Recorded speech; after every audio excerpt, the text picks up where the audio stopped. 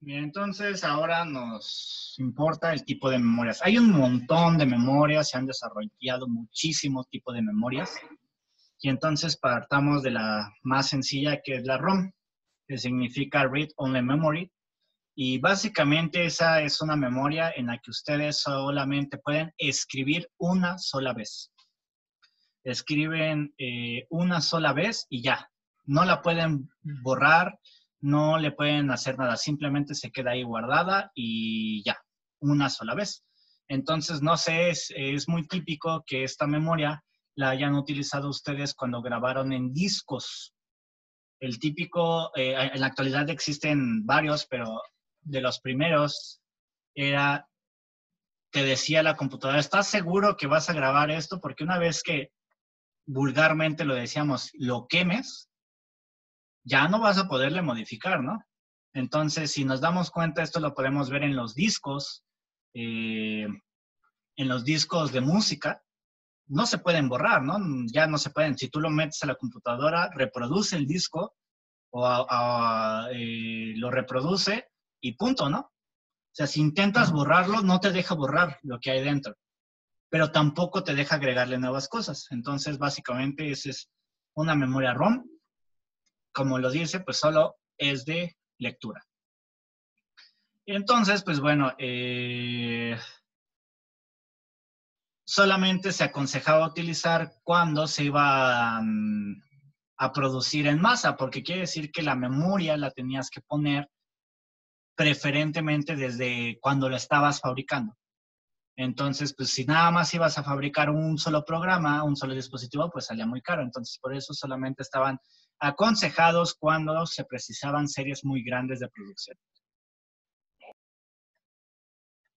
Oiga, Entonces, profe, pues, tengo dime, una duda. sí, dime. Este, ahí dice que la programación es en máscaras. ¿Eso qué significa? Eso, justamente lo que te decía, que cuando tú la estabas fabricando, en el momento en el que tú la estás fabricando, ahí mismo tú debes de imponer como una especie de, si lo vemos así como nivel macro, así como esta memoria que tenemos, tú vas acomodando, déjame poner el dibujito. Aquí está. Tú vas acomodando, lo voy a hacer de izquierda a derecha, aquí, ¿no? Un componente que sirva para alguna serie de transistores.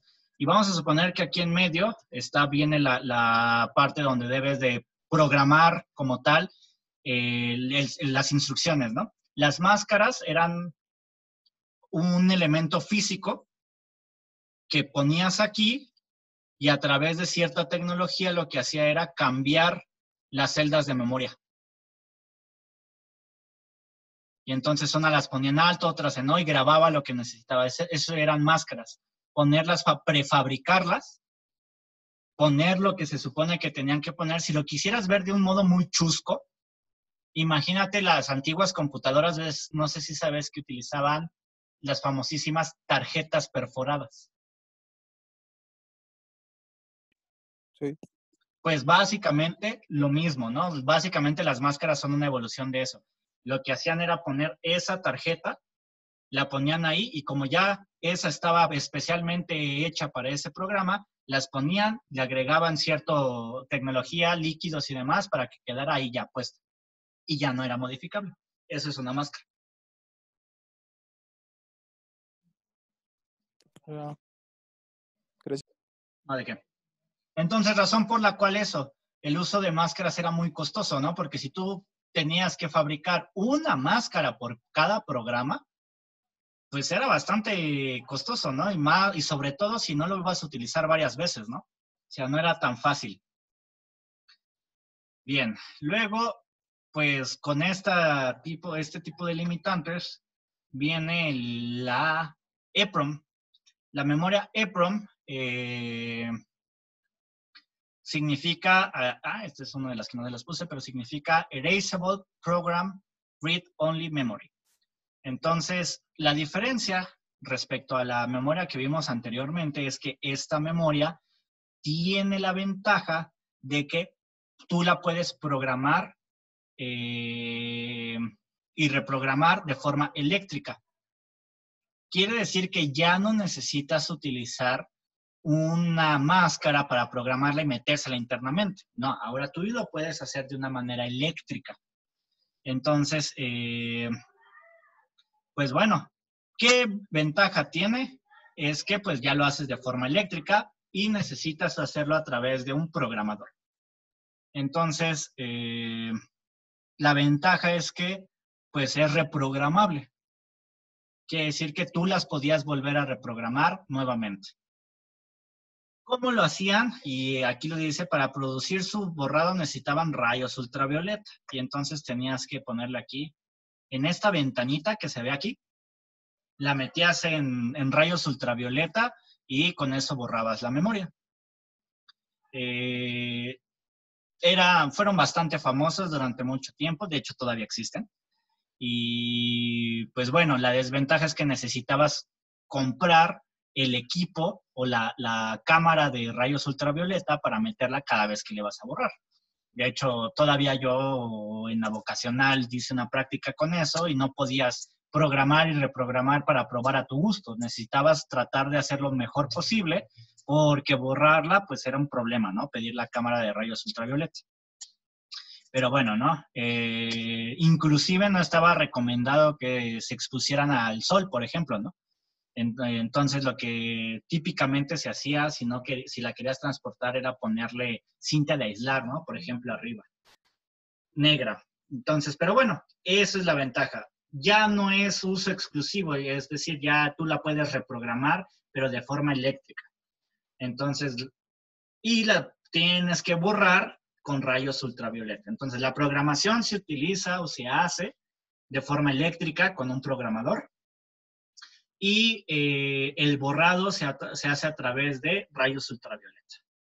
Entonces, después viene la evolución de estas que ya son las E cuadrada EPROM, y esa es muchísimo más sencillo. Ya todo es, tanto el borrado como la programación, se hace a través de forma eléctrica. Quiere decir que con puras formas eléctricas, lo que conocemos como con ceros y unos, 0 volts, 5 volts, por ejemplo, nosotros podemos programar o borrar estas memorias.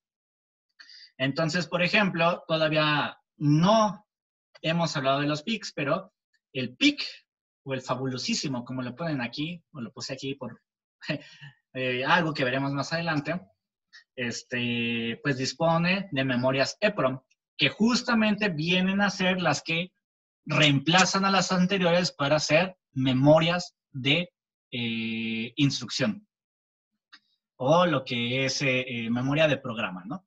Entonces, ¿por qué? Pues porque no son volátiles y esto es algo muy importante.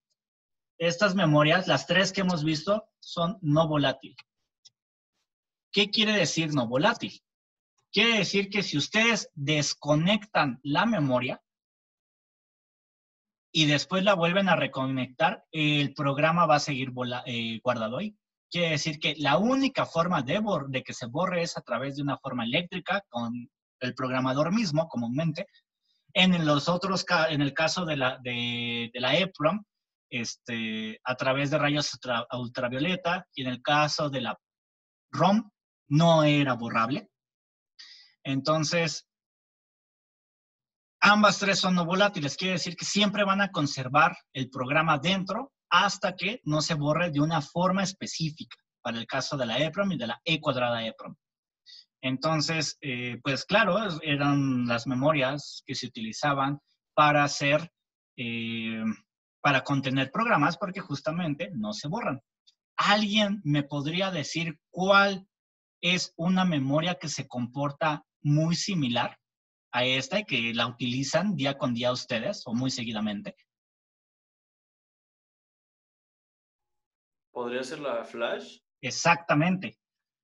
La flash. La flash es una evolución de la EPROM, ya que la flash no solamente, básicamente la flash es como, la EPROM es el abuelito de la flash. Hacen lo mismo, puedes borrarla cuando quieras, pero lo que implementa la flash es que ahora la puedes borrar a través de software. Pero al final de cuentas, el borrado se sigue haciendo eléctricamente. Ustedes conectan la USB y le dan eliminar, y ustedes ven que se elimina ahí, pero la verdad es que dentro, tanto su computadora como la memoria, pues están haciendo un borrado eléctrico. Entonces, pues sí, básicamente es la flash. La flash y la EEPROM básicamente hacen lo mismo.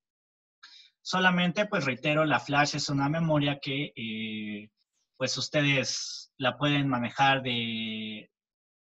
ya la pueden hacer portátil actualmente. Tienen las USBs, tienen la memoria que se le puede poner las SSDs y demás. Entonces, la ventaja que tiene la EEPROM, perdón, las memorias flash es esa, que son muchísimo más pequeñas, básicamente.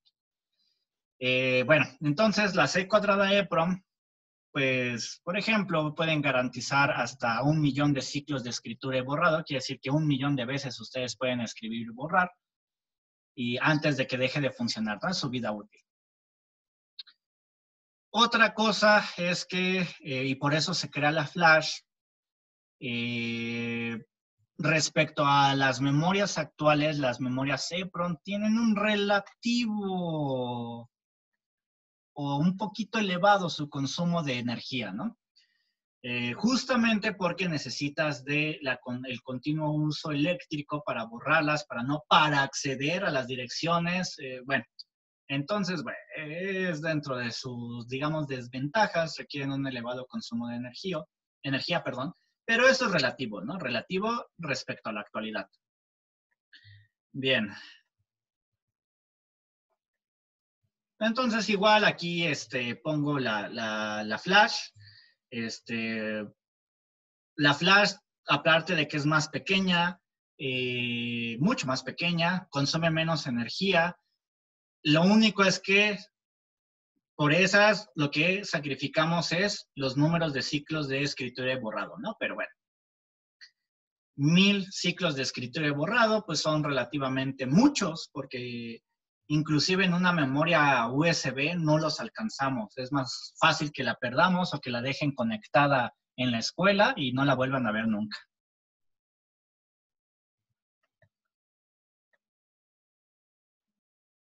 Y bueno, ¿no? Ustedes las conocen de esta manera. Bien, luego hablemos de otra memoria y esta es la otra memoria importante, que es la memoria RAM, Random Access Memory, así por sus siglas en inglés. Y entonces, bueno, antes vimos que todas estas memorias en su momento sirvieron y sirven, en el caso de la flash e inclusive de la EEPROM, para almacenar instrucciones, para almacenar programas. La memoria RAM, en este caso, sirve para almacenar datos. ¿Por qué? Porque la memoria RAM es una memoria volátil. Entonces, esa es una gran diferencia, es volátil. Quiere decir que si ustedes guardan cosas y desconectan su memoria, inmediatamente se borra. Entonces, ¿qué ventajas tiene eso? Pues que el borrado es de volada. Entonces, ¿qué ventaja también tiene esta memoria? Que al borrar continuamente, pues hace que la tecnología sea un poquito más, o se presta a poder utilizar grandes cantidades de memoria. En el caso, pues, de megas inclusive, que es lo que utiliza una computadora, y no de cualquiera, ¿no? O sea, al final de cuentas, su combinación llega a ser hasta 16 o 32 gigas de RAM, ¿no? Y entonces, tal cual eso es lo que hace una RAM. Guarda y almacena momentáneamente datos. O sea que si por alguna razón el envío de datos, por ejemplo, a través de Internet, vamos a suponer que la comunicación a Internet está ocupada, quiere decir que están enviando algo, voy a dibujar algo así, aquí. Vamos a suponer que está ocupada, ustedes quieren enviar algo y ahorita la parte que gestiona en general el Internet, vamos a suponer que está ocupado, pero pues ustedes no pueden esperarse aquí toda la vida, ¿no? Entonces lo que hacen es mandar esto a RAM, ahí que se quede almacenado, y si tienen que enviar más, pues ahí lo van haciendo en RAM hasta que esto, pues lo vaya sacando de aquí, ¿no? Y se va borrando. Y entonces, pues cualquier memoria RAM, cuando ustedes inician una computadora, está vacía, no tiene ningún dato. Bien, entonces, pues esa es la razón por la cual se utiliza como de datos, porque finalmente los datos son cosas que están ahí, se calculan, se utilizan y después ya no sirven. Entonces, bueno, con eso ya vimos la diferencia que es la memoria de programa, la memoria de datos. La memoria de programa comúnmente es del tipo RAM y la memoria de datos es la de programa es de tipo E² PROM, flash, y la de datos es RAM. Puede ser en sus diferentes versiones tecnológicas. No voy a irme mucho en principio al tipo de tecnologías de la RAM, pero en general lo que las diferencia es el tipo de tecnología, ¿no? O sea, cómo las construyen, que es lo que veíamos antes.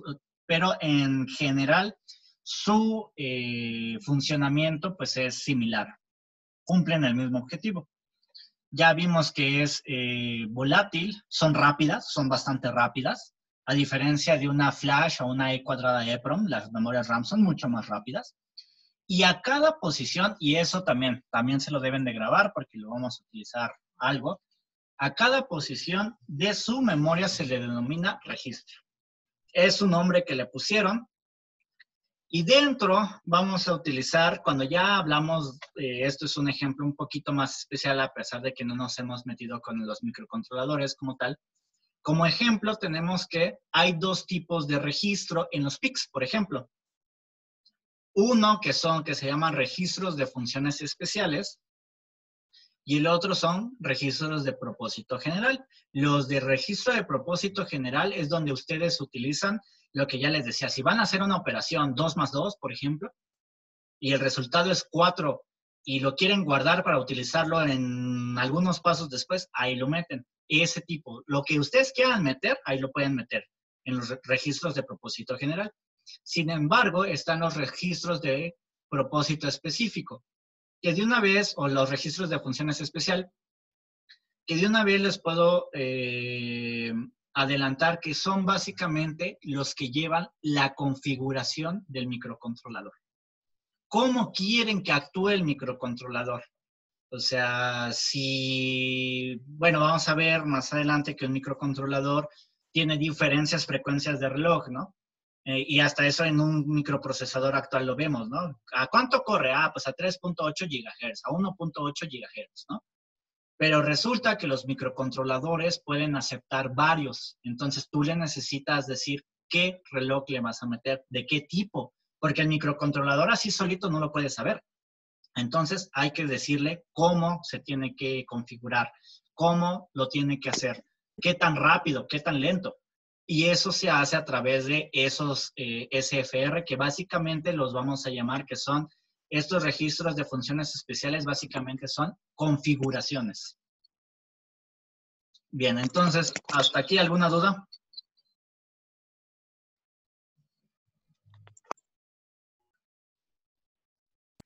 No. No hay que. Bien, ok. Y bueno, entonces, ahí doy un ejemplo. No voy a mencionar nada más, es el ejemplo de que tiene un microcontrolador, tiene 368 espacios de memoria, o sea, lo que equivale a 368 registros de propósito general. Y a su vez tiene otros que son los de SFR, que son los de propósito específico. Y bueno, ahí nada más les comenta cómo vienen, cómo lo podemos ver, ¿no? Entonces, por ejemplo, en esta imagen, te dice, pues resulta que en todo esta parte es donde tú puedes almacenar todo lo que quieras y cada una de estas, los PICs lo llaman bancos, que nada más es una subdivisión de la memoria. Y aquí te aparece esto, ¿no? Te dice cómo se llaman cada registro. Ya vamos a ver los más importantes durante el curso, pero reitero, los registros de propósito específico, que son los que estamos viendo que tienen nombres, como por ejemplo este que dice status, este que dice port A, port B, port C, port D, TRIC, INCON, OSCON, Por ejemplo, esos son de los registros más importantes. Y básicamente, reitero una vez más, estos registros nos ayudan a configuran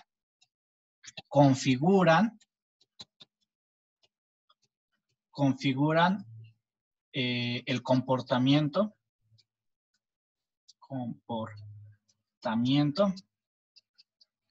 configuran el comportamiento del micro. Microcontrolador. O del microprocesador, ya que no hemos visto específicamente sus diferencias, pero en general. Bien, entonces, sí queda claro que es los registros de propósito específico o el equivalente de lo que es el SFR, que son de funciones especiales, que son más o menos, son lo mismo. Sí queda claro qué hacen y dónde están.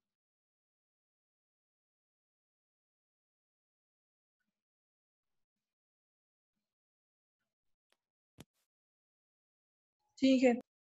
Va. Entonces, reitero, configuraciones del microcontrolador o microprocesador. Y están básicamente en la memoria de datos y sabemos que la memoria de datos está en la RAM. Bien,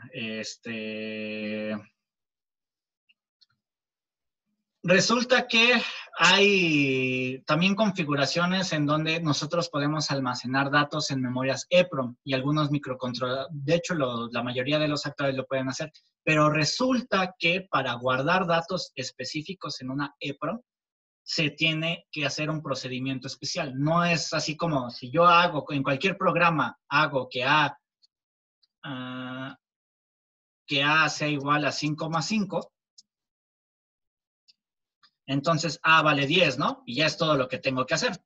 Y solito, el programa guarda esto y lo va a mandar, lo guarda en una RAM, ¿no? Es en automático.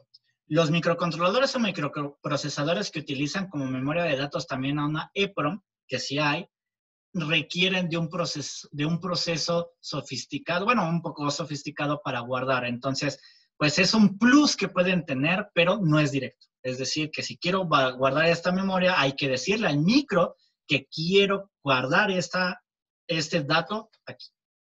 Es útil, por ejemplo, para, no sé, por ejemplo, relojes en tiempo real, pues para que si yo lo desconecto, se le acaba la pila, por ejemplo, al menos almacenen donde se quedó, ¿no? O si yo lo apago y lo prendo, pues me siga marcando la hora. Es útil para ese tipo de cosas, pero pues en general solo es un extra, ¿no? No es tan utilizado. Bus, ya se los había dicho, básicamente Bus es lo que permite transferir toda la información, es algo físico, ya les había dicho que puede ser un alambrado, pueden ser los pads, pero bueno. Y entonces finalmente ahora sí es lo que nos truje. ¿Qué es entonces un microcontrolador? Entonces, básicamente, un microcontrolador cuenta con todo lo que ya vimos. Tiene incorporado un procesador, memorias y periféricos en un solo circuito integrado. Eso es básicamente la diferencia contra un microprocesador. El microprocesador viene ya incrustado aquí. Entonces, un microcontrolador tiene todos en un solo circuito. Entonces, eso tiene ventajas y desventajas, ¿no? Ventajas, pues ya tiene todo incorporado, pero al final de cuentas está limitado. O sea, si un microcontrolador te dice que tiene 2 kilobytes de memoria, pues en realidad no es tan fácil expandirla. A diferencia de una microcomputadora, la microcomputadora tiene lo mismo, pero de forma abierta. No están incorporados en un solo circuito integrado. Por tanto, pues ustedes en una computadora pueden agarrar y cambiarle la memoria RAM y punto. En un microcontrolador eso no se puede. En un microcontrolador ustedes no pueden modificar las características que ya tienen. Simplemente el microcontrolador tiene incorporado y lo tiene incorporado con las características que les dice punto. No se pueden modificar, a diferencia de una microcomputadora. Ventajas y desventajas rápidas de cada uno. Microcontrolador, básicamente es para hacer una tarea. Una tarea. Entonces, quiere decir que los microcontroladores son dedicados a una sola tarea. No le pueden cambiar las prestaciones, pero pues nos ahorran espacio. Entonces, aquí le voy a poner menor espacio. Pues claro, ¿no? No es lo mismo hacer toda una computadora sota, por ejemplo, para hacer, para que en todo momento esté funcionando un horno de microondas, por ejemplo. Un horno de microondas tiene un microcontrolador integrado. Entonces, si yo le pongo una supercomputadora a un horno de microondas, pues ese horno me va a costar un montón, ¿no? Entonces, no tiene chiste ponerle una microcomputadora o computadora. No, a un horno de microondas no le cambian la RAM, ¿o sí? Entonces, pues bueno, básicamente es eso. Entonces, por tanto, las microcomputadoras o computadoras, pues son aquellas que pueden expandir sus capacidades. Pueden expandir sus capacidades y son multipropósito. Y acá, esto lo voy a poner acá, multipropósito. Propósito. Entonces, básicamente, en algunas definiciones de algunos autores, pues te dice que un microcontrolador es un sistema cerrado, no lo puedes modificar, y una microcomputadora o computadora, lo que les decía acerca de eso, de la palabra microcomputadora o computadora, viene de los tamaños de antes, actualmente son indiferentes, pues es eso, básicamente. Entonces, son más grandes las computadoras, pero son multipropósito. Y ambas dos contienen a un microprocesador. La diferencia es que una está en un sistema cerrado, es decir, está en el microcontrolador. Y este no, este sí está abierto, ¿no? Entonces, hasta aquí se entiende que es un microcontrolador y un microcomputador y un microprocesador.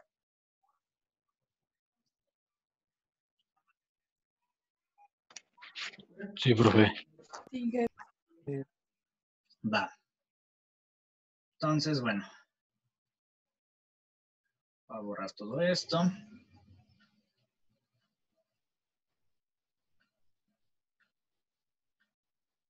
Bien.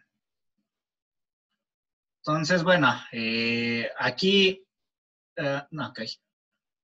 Aquí antes de esto, hay más definiciones, acá abajo.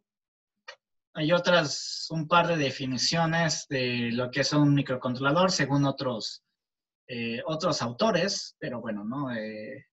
Como esta que dice que se define un microcontrolador como un circuito integrado programable que contiene los componentes necesarios, ya vimos cuáles, para controlar el funcionamiento de una tarea determinada. Y bueno, son otras definiciones que bueno, que tenía que poner. Bien, también pues con esto ya podemos utilizar o ver el diagrama de bloques de un microcontrolador, que si lo viéramos como una microcomputadora, el diagrama de bloques sería básicamente el mismo. Tenemos una unidad central de procesamiento llamada CPU, que es esta que tenemos aquí. Memoria de datos por un lado, memoria de programa por un lado. Por tanto, ¿qué tipo de arquitectura es?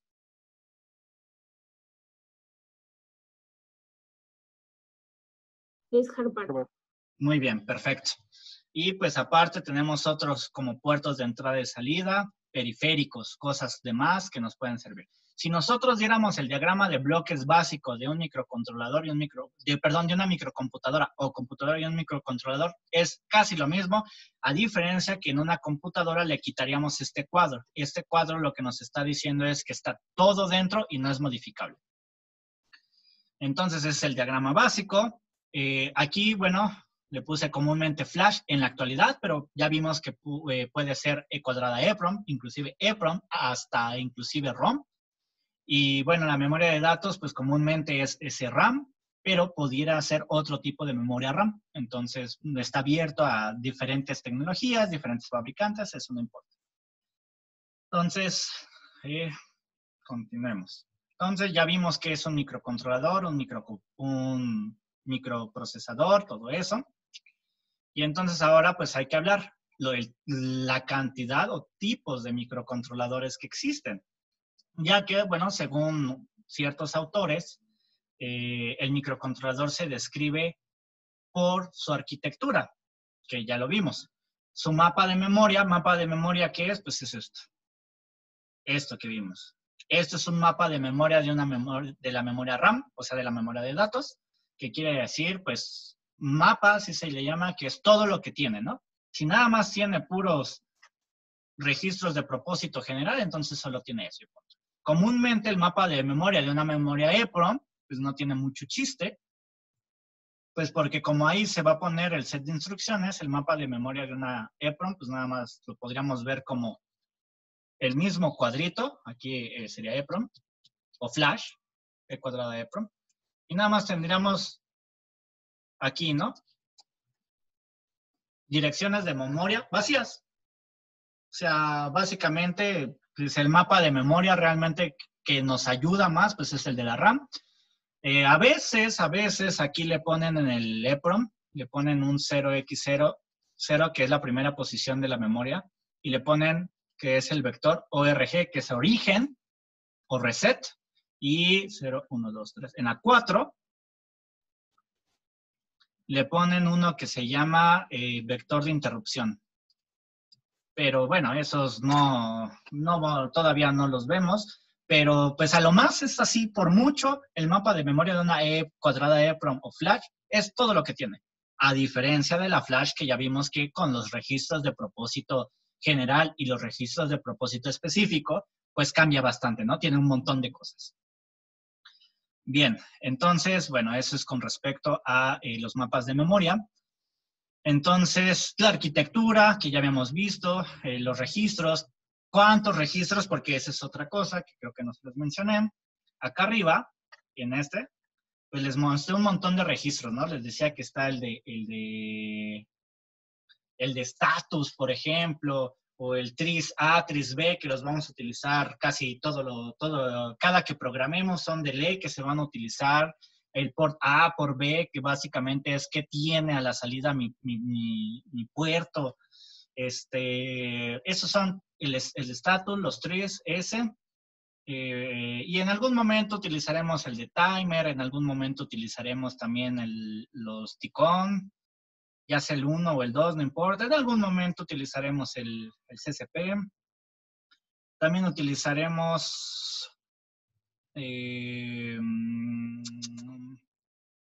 el FCR, también lo utilizaremos. Y, el ANSEL. Comúnmente esos son los más importantes que vamos a utilizar. No, ahorita no saben para qué son, no saben para qué sirven, no importa. Para los que ya llamaron la materia, a lo mejor sí, espero que ya sepan cuál. También el ADCOM, que está hasta abajo. Pero si se dan cuenta, tienen un montón de registros.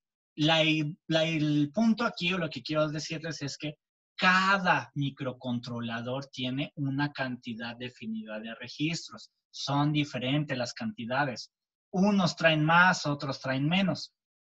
Depende también de las prestaciones que tiene el micro, ¿no? Que ahorita vamos a ver una tabla comparativa y entonces de eso va a depender la cantidad de registros de propósito específico que tengamos. Bien, entonces, déjame borrar esto. ¿Hasta aquí alguna duda?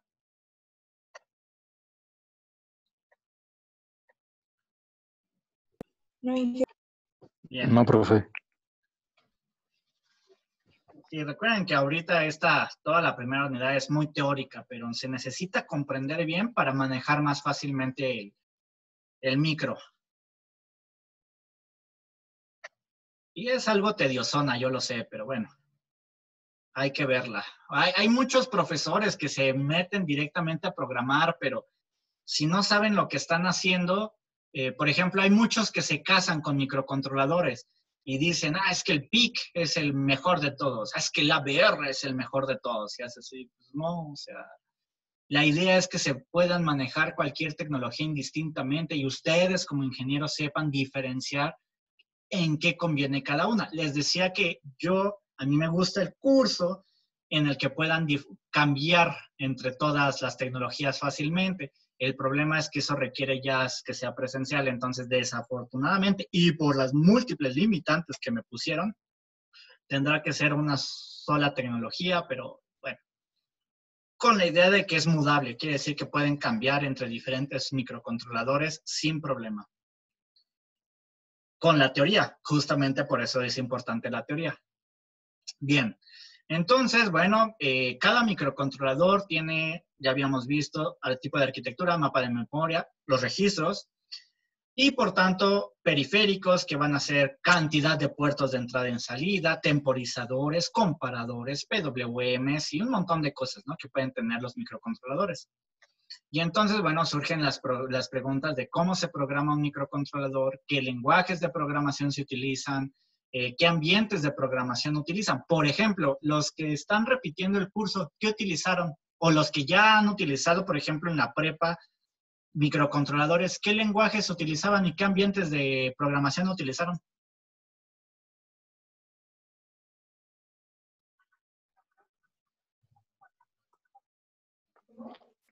Pues utilizamos en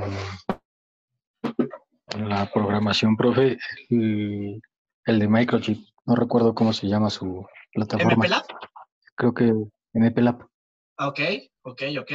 Sí, profe. También, bueno, por mi parte yo estuve viendo que también podemos programar lo que es en C. Ajá, entonces quiere decir que ustedes programaron en ensamblador, ¿no? No nos enseñaron a programar en ensamblador, solo nos enseñaron en MPLAB, pero yo por mi parte vi que sí se puede programar en C. A ver, por ejemplo, una de las instrucciones que les hayan enseñado, que te acuerdas. Una de las instrucciones que me enseñaron, a ver, pues la que me acuerdo es edata, status. Esos son registros. Bueno, eso es lo que me acuerdo más o menos. ¿Alguna que te acuerdes que utilizaran bastante? No, pues nada más ese lenguaje en ensamblador. Por eso. Pues Ajá. utilizamos, no sé si estoy bien, pero el Shell. ¿El qué, perdón? Utilizamos Shell, bueno, déjese lo escribo. Caray.